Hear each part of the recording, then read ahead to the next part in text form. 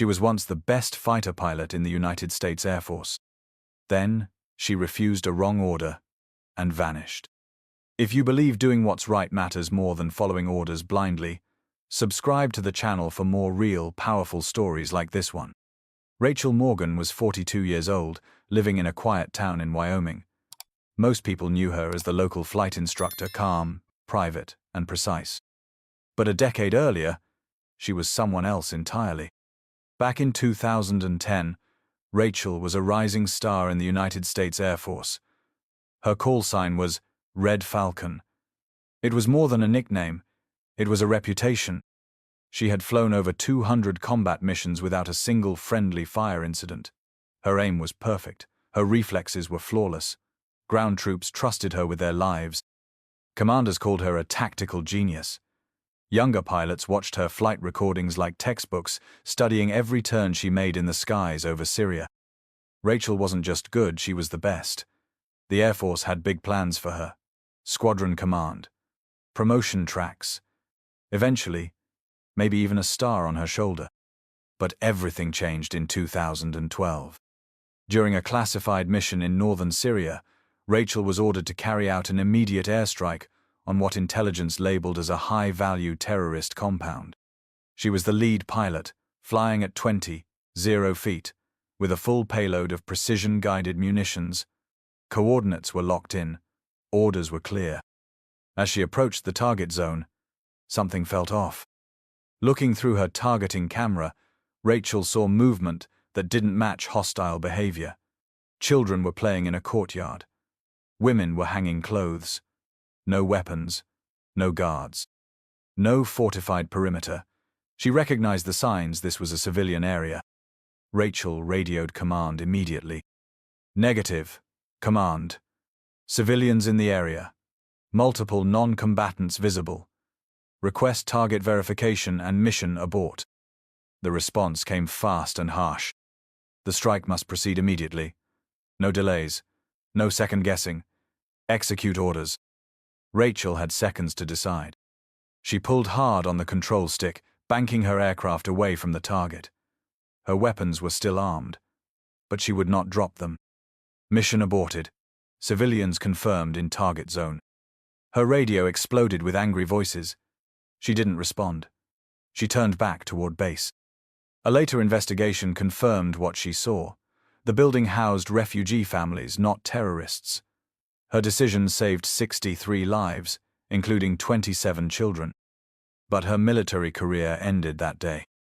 No court-martial, no public hearing, just a quiet discharge. Her call sign, Red Falcon, was officially retired. Her name was removed from flight rosters and internal databases. Rachel didn't contest it. She walked away from the only life she'd ever known. She settled in Wyoming, taught young people how to fly small planes, lived simply, said little. Most people forgot her. The system erased her. But she remembered. And someday, the sky would remember her too. It was a quiet October morning in Wyoming. The wind was crisp, the sky clear. Rachel Morgan had just finished her second cup of black coffee when her phone buzzed. No caller ID, just a simple text message. A drone strike is about to hit the wrong target. 70 civilians will die. If you still know how to fly, do something about it. Attached were coordinates, a timestamp, and nothing else. Rachel stared at the message. No sender name, no context. But something about it felt real urgent and painfully familiar. She didn't hesitate. She moved like a soldier who had never left the battlefield. Within minutes, she was at the small hangar where her Cessna 310R sat, a weathered, twin-engine civilian aircraft she maintained herself. No transponder, no registered flight plan. She didn't file one. Rachel didn't plan on asking permission. She fired up the engines, taxied out onto the rural runway, and took off steady and quiet, climbing toward 80 feet. At the same time, Falcon Ridge Air Force Base in Montana picked up an anomalous radar signal.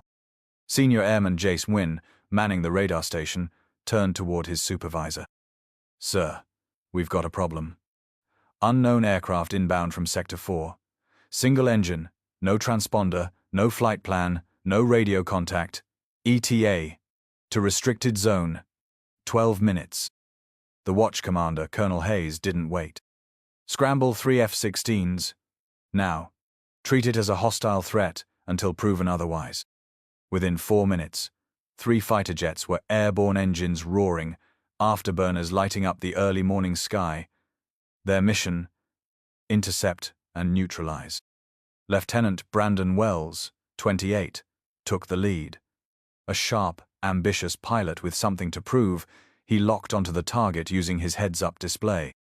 The data showed an old, small aircraft flying at a consistent speed and altitude.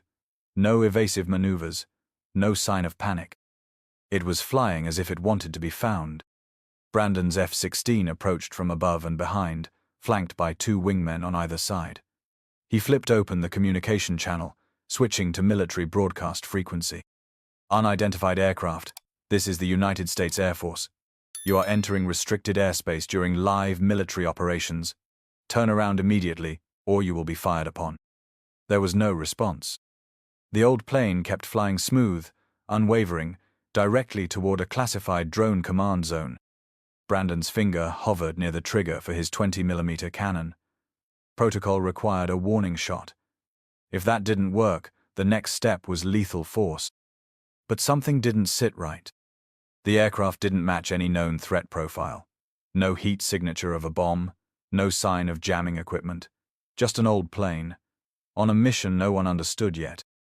Brandon narrowed his eyes. And that's when he saw something strange on the wing.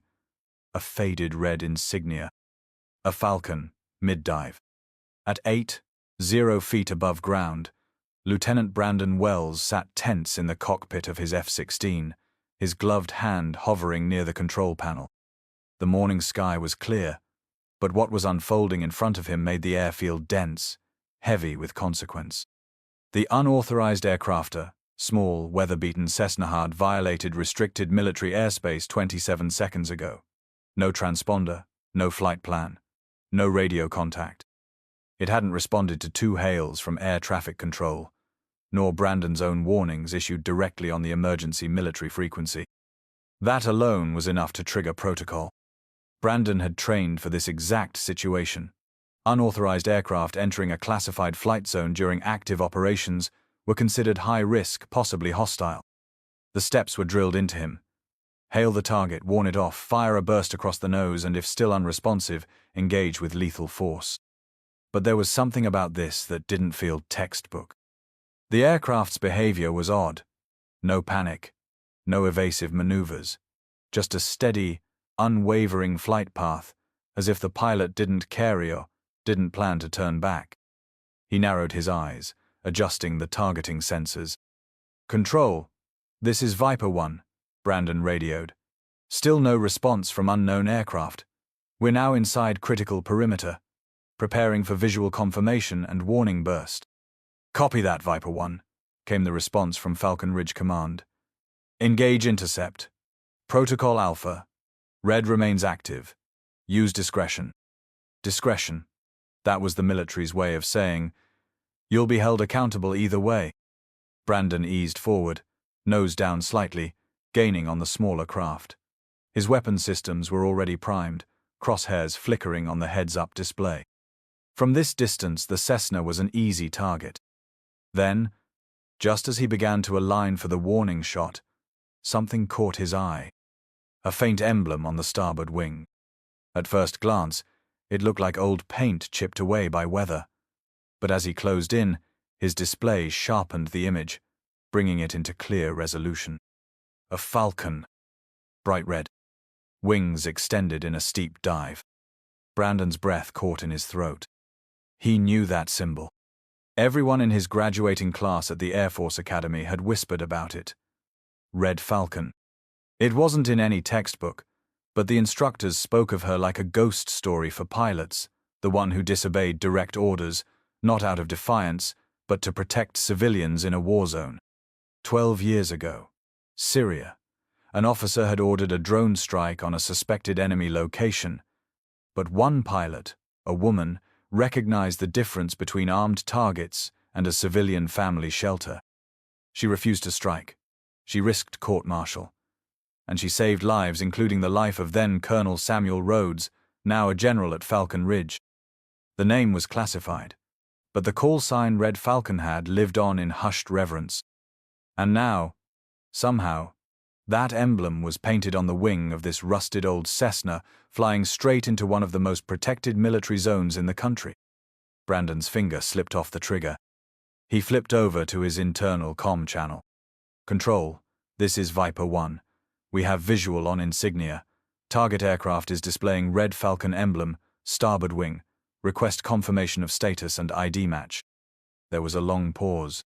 Then, negative, Viper 1. No such call sign in current active database.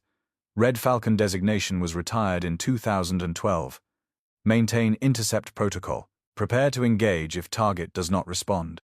Brandon's stomach twisted. They were brushing it off, pretending like it was just a coincidence. But he knew better. That symbol wasn't for show. It wasn't something you found on a second-hand airplane. That was painted with purpose. Switching over to the squad channel, he addressed the two F-16s flying in formation behind him. Viper 2, Viper 3, hold your positions. Do not engage. I repeat, do not engage unless explicitly ordered. Copy, Viper 1, came the cautious reply. Are we standing down? Not standing down. Just standing still. Something's not right. Ahead of them, the Cessna banked slightly left, not away from restricted territory but toward a very specific corridor. Sector 7. That's when Brandon's nerves lit up. Sector 7 housed Falcon Ridge's unmanned aerial vehicle, UAV, command also known as Drone Central. It was the hub for current remote operations, including a high-priority launch planned in under 20 minutes. A strike was imminent, and this plane was headed straight for it. Control, this is Viper 1, Brandon called again, urgency rising in his voice. Target aircraft has altered course. Now on trajectory towards Sector 7. Repeat, not approaching base infrastructure. Appears to be headed toward drone launch operations. Recommend temporary suspension of launch protocol. The answer came slower this time. Negative. Maintain surveillance. Ground response is being evaluated. Brandon glanced at his digital clock. 17 minutes. 26 seconds until the drone launch. He thought about what he was seeing. A lone pilot in an aging aircraft. Ignoring calls. Flying into the heart of a military operation. Displaying a retired symbol from a pilot who once saved lives by stopping a strike. And he thought about what would happen if he followed protocol and pulled the trigger. What if this wasn't just a relic? What if this was Red Falcon? Not just a legend, but alive. Flying straight into danger to stop something again just like before. Brandon dropped his altitude slightly and moved in closer. The Cessna rocked gently in the wind, unfazed. Inside the cockpit, he could see the silhouette of a woman. Head forward. One hand on the yoke, the other reaching toward a panel. He didn't know what she was about to do, but he knew what he wasn't going to do. Control, Brandon said firmly, switching to private line with command. I'm breaking intercept protocol. Standing down, I believe the pilot is attempting to deliver a priority level message. Red Falcon emblem is real. I repeat, it is not decorative. Request immediate patch to General Rhodes. Static. Then silence. Then a different voice. Viper 1, this is General Rhodes. Stand by. Lock targeting systems. Do not engage. I repeat, do not engage. We are receiving a coded signal now. We're verifying priority alpha. Confirmed activation. Brandon exhaled, eyes still locked on the small aircraft ahead. Red Falcon hadn't disappeared. She had just waited. And now, after 12 years, she was flying straight into the heart of another mistake this time, to stop it before it happened again. He clicked back to his squad. Viper 2, Viper 3 eyes on target. No weapons hot. Protect the airspace. Let her through. And for the first time in his young military career, Brandon disobeyed the written rule and followed the one every true pilot learns deep down. Sometimes, you don't pull the trigger. Sometimes, you protect the one flying into the storm. At 8.0 feet above ground, Rachel Morgan kept her course steady. Her old Cessna, worn and humming, cut through the morning sky with deliberate purpose. But she wasn't heading toward the main airbase. No, her path was clear: Sector 7, the area designated for active unmanned drone operations. Below her, final checks were underway. Technicians in bunker-level control rooms double-checked coordinates, finalizing the drone strike package. The target? A compound believed to house terrorist leaders. The mission had been greenlit. The countdown to launch had begun. Inside one of the two escorting F-16s, Lieutenant Brandon Wells watched the small civilian aircraft with growing concern. He'd been shadowing it for 12 minutes now. No transponder. No identification. No flight plan on record. Radio silence the whole way. He pressed the comm switch. "Control, this is Eagle 2, he said, steady and formal. "Unknown aircraft is heading directly towards Sector 7. Recommend we halt all drone activity until we get a positive ID." No response from the aircraft. No signal. But no signs of aggression either. Rachel didn't flinch. Her hands moved over the aging dashboard, bypassing cracked dials and scratched surfaces. Her fingers found a switch tucked behind a rusted panel marked with faded yellow. She hesitated just a breath, then flipped it open. What she entered next hadn't been used by any pilot in over a decade. Priority Alpha. It wasn't a simple distress call. It wasn't even a military emergency line. This was deeper encrypted Cold War-era code, hardwired into the oldest layers of the U.S. defense system. Reserved for national security events involving civilian lives, its signal bypassed all modern networks and funneled directly into highly classified defense terminals. In short, it was a code meant to stop a war, prevent one. Miles below, at Falcon Ridge Air Force Base, a secure alert system roared to life. Inside the underground operations center, red lights blinked to the rhythm of urgency. A piercing tone echoed through the war rumor sound that hadn't been heard in 15 years. General Samuel Rhodes turned toward the console at the head of the room. The screen flashed. Priority Alpha. Confirmed activation. He stood so fast, his chair clattered to the floor behind him. For a moment, no one else moved. "Sir," one of his aides asked, "what does that mean?" Rhodes didn't answer right away. His eyes were fixed on the console. He knew that code. He remembered the last time it was used 12 years ago, during a drone operation over Syria. That day, a lone pilot broke from command. She refused a direct strike order because she spotted civilians near the target, zone something satellite imaging had missed. She called it in. She stood her ground. That decision saved 43 American troops and over 20 Syrian families.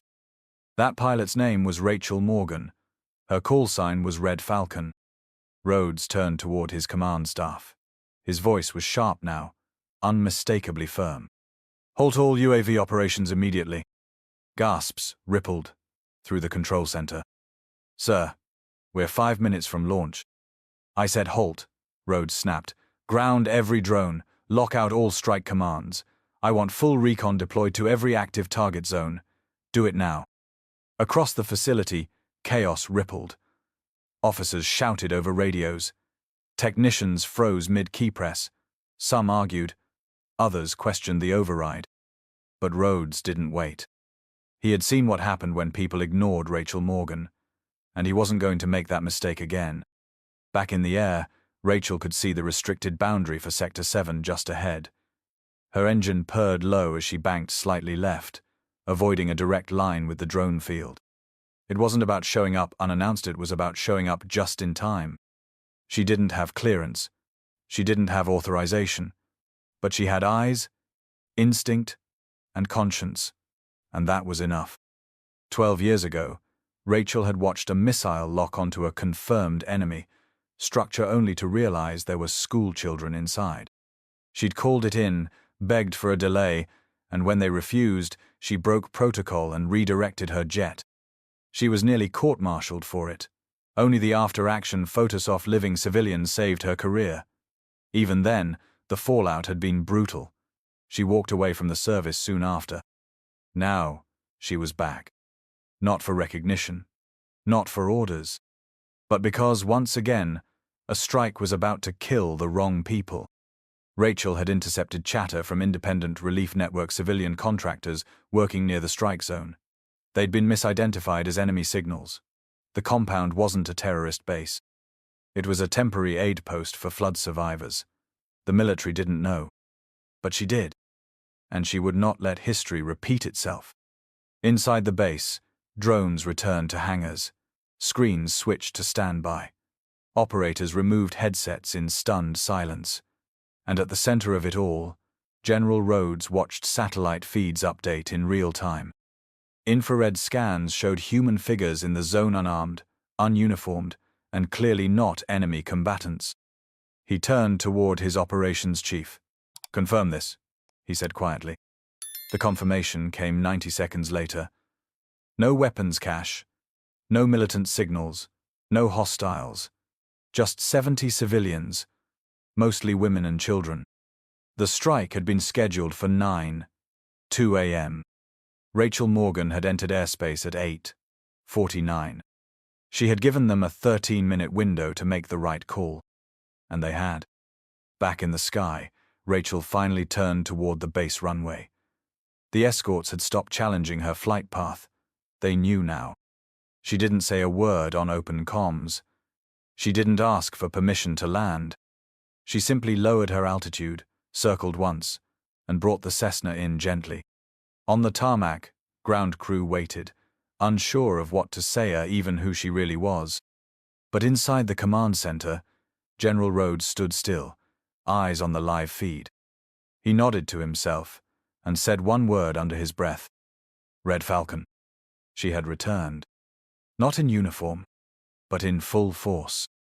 And this time, she wasn't waiting for anyone's approval. General Samuel Rhodes stood at the center of the drone operations control room at Falcon Ridge Air Force Base. The room, usually a hive of focused precision, now buzzed with urgent confusion. Officers glanced at each other, technicians paused mid-procedure. Target confirmation specialists stared at screens they had reviewed dozens of times already. Just moments earlier, Rhodes had issued an order no one expected. Halt all drone activity, lock out strike commands, and deploy live reconnaissance teams to verify the target zones. No one argued. The signal that triggered his response, Priority Alpha, hadn't been used in over a decade. Most in the room had never even heard of it, but Rhodes had. And more importantly, he recognized the voice encoded into that signal. Rachel Morgan. Red Falcon. 12 years ago, she had defied an order to fire. That disobedience saved Rhodes's life and the lives of 43 other soldiers. She had seen what the intelligence had missed or ignored and made the impossible decision. Today, she was doing it again. And this time, Rhodes wasn't going to let her warning go unheard. The air around Falcon Ridge was tense. Above, Rachel's Cessna continued to circle high over Sector 7. Lieutenant Brandon Wells remained close in his F-16, still flanking her position as instructed. His wingmen held their distance but kept their weapons on standby. Brandon hadn't spoken since confirming the Red Falcon insignia. He didn't need to. Every pilot knew who she was, or at least who she had been. Back on the ground, a black SUV with emergency clearance screeched to a halt on the airstrip. A rapid deployment team from Army Intelligence and Air Force Special Recon was already airborne in Black Hawk helicopters, heading straight for the supposed target zone, a remote cluster of old concrete buildings near the state border, long suspected of harboring sleeper cells. The compound had been under surveillance for weeks. Infrared had picked up heat signatures. Drones recorded movement consistent with previous terrorist profiles. Multiple agencies had signed off on the strike. It looked solid. On paper. But Rhodes had seen solid before. He had also seen 27 dead children in a photo taken after a different, confirmed strike, and he wasn't about to live through that again. 26 minutes later, the first recon team reached the compound. Major Elena Santos, leading the ground unit, gave the report herself over the secure line. "Sir, we've reached the coordinates. Target compound secured." Rhodes responded immediately. "Confirm occupants." There was a short pause. Then, "Sir, we're not seeing any combatants. No weapons, no communication gear, no defensive structures, just people." "Civilians?" "Yes, sir. We're counting approximately 70 individuals, men, women, and children. They appear to be refugees. There are food supplies, bedding, medical equipment, even baby formula. No signs of military affiliation." Rhodes's face tightened. Everyone in the command room went quiet. "Confirm the number of children." "Approximately 36, General. Ages range from infants to about 12. Rhodes closed his eyes, his jaw clenched. The weight of what had almost happened settled on his shoulders like a stone. This wasn't just bad intelligence. It was a near massacre narrowly avoided. Lieutenant Brandon Wells heard the confirmation come through his radio. He turned to look at the Cessna flying beside him, its wings calm, steady, purposeful. She'd known. Somehow, Rachel Morgan had known again. "Control," Brandon radioed, his voice composed but firm. "Recommend immediate reclassification of Sector 7 as protected civilian zone. Confirm mission abort. Awaiting further instructions." On the ground, General Rhodes spoke clearly into the main operations line. "Abort all strike missions in Sector 7. Immediately. Reclassify the target zone as a protected humanitarian site. Launch full internal review of intelligence sources and procedures. I want a joint investigation with Defense Intelligence and the CIA. Effective now." His staff began moving without question. The drone operators, many of them in their 20s, sat in silence, some staring at their monitors, others lowering their heads, visibly shaken. They had been minutes away from pulling the trigger on 70 innocent lives. Rhodes took a breath, then added, "And log this moment. Time, coordinates, personnel involved. We don't bury this one." In the sky, Brandon received new orders. Viper 1, provide honor escort for civilian aircraft. Do not engage. Repeat, do not engage. Pilot is confirmed friendly with highest legacy clearance. Brandon adjusted his position and pulled slightly closer to the Cessna. Through the side window he could see her. Rachel Morgan. She wasn't wearing a uniform. No medals. No insignia. Just a brown leather flight jacket and sunglasses. Her hair had grayed around the edges, but her posture was straight, her movements deliberate. Her flying was flawless. She turned her head slightly and gave him a single nod, a small salute. Brandon returned the gesture immediately, understanding without words that this was not a civilian instructor. This was Red Falcon, and she had just saved 70 people from dying for nothing. Back at the base, word began to spread fast. A retired pilot, no longer on the roster, no longer acknowledged, flew straight into military airspace, used a Cold War code no one remembered, and stopped a drone strike just in time. No medals, no interviews, no applause. Just a woman in an old plane, doing the right thing. Again. Honor landing, declining the medal, and the rank. The sun was just beginning to dip toward the Montana horizon as 2 F-16s flanked a weathered Cessna, guiding it back toward Malmstrom Air Force Base. But this wasn't an escort for interception. It was an honor flight. Inside the control tower, the tension that had gripped the morning's drone operations was now replaced with something rare quiet awe. Word had spread fast. A civilian aircraft had entered restricted airspace, used a Cold War-era emergency code no one had touched in over a decade, and exposed a near-catastrophic error in the day's strike orders. And not just any civilian. She used a priority alpha, someone in the tower whispered. Only top-level command and legacy combat pilots know that code. On the tarmac, ground crew, pilots, and officers began gathering near the edge of the civilian airstrip. They didn't speak. They didn't need to. Every single person present understood something extraordinary had just occurred. The Cessna touched down smoothly, its landing gear kissing the runway with the kind of precision that could only come from thousands of logged hours in military-grade aircraft. The pilot didn't showboat. She didn't wave. She simply taxied to a stop and began her shutdown routine. But when the canopy opened and Rachel Arden stepped out, there was an audible shift in the air.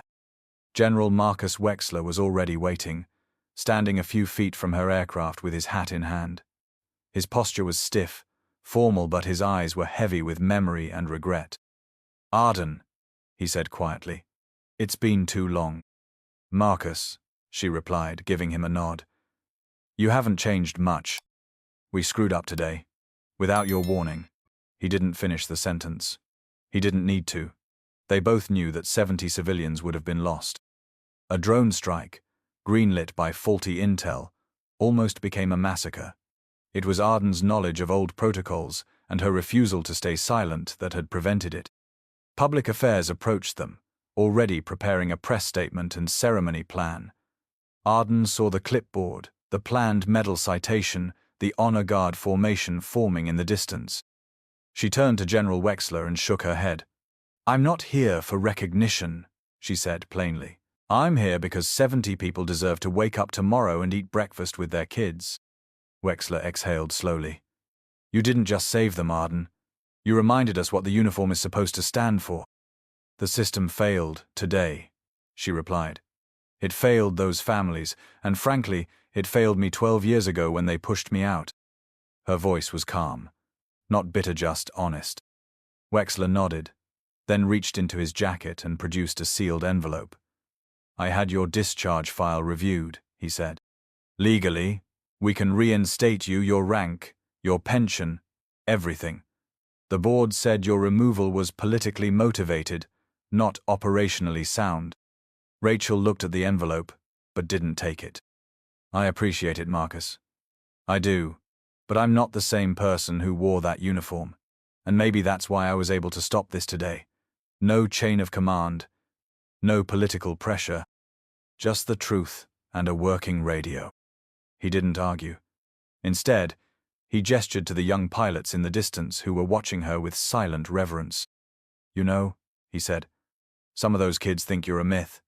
They don't know what Red Falcon means." "They don't need to," Rachel said. "Let them be better than we were." She turned back to her plane, running her fingers lightly across the metal wing. It had carried her through war, through exile, and now, through redemption. As she climbed into the cockpit and began her post-flight checklist, Wexler stood quietly by her side. "Will we see you again?" he asked. Rachel gave him a look, her hands steady on the controls. "Only if you need me," she said, and started the engine. "Let's both hope you don't." The Cessna taxied out slowly. No jets followed. No crowd applauded. But the silence left in her wake said more than words ever could. A month later, in the pilot's ready room at Malmstrom, someone quietly hung a small framed photo on the wall. No caption. No name. Just a snapshot of a lone Cessna flanked by F-16s at golden hour, and the unmistakable call sign stenciled faintly on the fuselage. Red Falcon. A month had passed since that quiet landing at Malmstrom Air Force Base. The news cycle had long since moved on. No press releases, no interviews, no medal ceremonies. But inside the pilot-ready room between the squadron memorabilia and framed portraits of decorated officers, something new appeared. It was a simple photograph. A faded Red Falcon insignia set against an open blue sky. Beneath it, just a single line of text. Red Falcon. Flew not for orders, but for conscience. No name. No dates. No mention of ranks or missions. Just that. It was enough. Young pilots noticed it first. "Who's that?" one second lieutenant asked, pointing at the unfamiliar photo. One of the older instructors glanced over, then leaned back in his chair. His voice dropped just slightly, not out of secrecy but reverence. "That," he said, "is the reason 70 people are still breathing today." The room went quiet. He didn't elaborate. Not right away. The new pilots leaned in. There was no official version of the story. No entries in the training manual. No briefing. Just the story, passed quietly from one generation of flyers to the next. She came back when she didn't have to, another veteran added. No uniform, no call sign. Just a beat-up Cessna and a gut feeling something was wrong. They spoke of her the way legends are spoken of, carefully, respectfully, as if saying too much would cheapen it, as if part of her power came from the silence she left behind. She flew straight into a live military op zone. No authorization, no clearance, but she knew something was off, and she was right. We were about to make a fatal mistake. Why didn't she just call it in? A younger pilot asked. She did. They ignored her. The room grew still. She had the old override codes. From her time in, nobody else should have had them. That's how we knew it was her. But who is she? One of the senior pilots looked toward the wall, then back at the rookie. She's Red Falcon. That's all you need to know. The story spread quietly. It wasn't in briefings or training materials, but every pilot on the base came to know it. They learned how a woman who'd been discharged a dozen years ago returned without a title, without permission, and prevented a strike on a civilian facility. She didn't wait for clearance. She didn't need backup. She trusted her instinct, her conscience, and her responsibility as a pilot. And when General Wexler offered her reinstatement, full pension, rank restored, she turned it down. I don't need reinstatement to do what's right, she'd said. I didn't do this for a uniform. I did it so 70 families wouldn't have to bury someone tomorrow. They say Wexler didn't argue. Some stories end with medals and promotions. This one ended with a photograph on a wall, and a story passed from one pilot to the next. Red Falcon became a symbol not of rebellion, but of conscience. A reminder that the rules serve the mission, but the mission must serve humanity. Over time, new squadrons cycled in. Faces changed, aircraft changed, but the photograph stayed. Sometimes a visiting officer would ask about it. The answers were always the same. She flew when no one ordered her to. She broke the rules but saved lives. She reminded us what this job is really about.